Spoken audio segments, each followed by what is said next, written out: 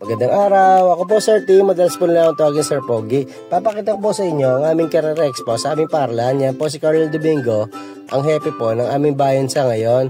Yan naman po si Ma'am Miran, ang aming canteen manager. Sinamahan niya po ang Colonel.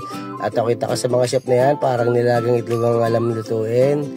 Nakita po ibang mga bata, pag-aagaganda na. Yan po Sir Yum at si Ma'am Tessa para magsimula lang ang program. At yan na po, pinapila na po ni Ma'am Mary Jane Baon at ang Sir UM na kung saan si Ma'am Mary Jane. Yan po ang aming guidance counselor at okay na po. Nakapatas na mga bata, magsisimula na po ang program. Papakita ko po sa inyo iba't ibang profession dito.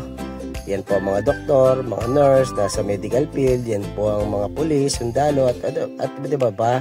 Nandiyan rin po ang Bureau para Protection, mga engineer, architect, electrician, meron po tayong seaman, may mga politiko, may pilot, may flight attendant.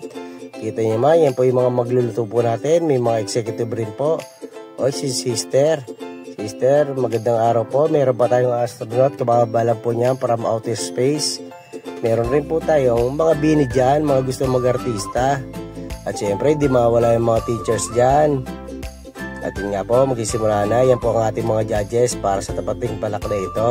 At yan po si Sir Aljon na-assign sa ating sound system.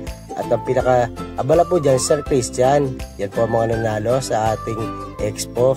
Congratulations po sa inyo lahat. Sana magkatuwa ang inyong mga pangarap. Sa ibang araw, babalitahan ko ulit kayo. Paalam!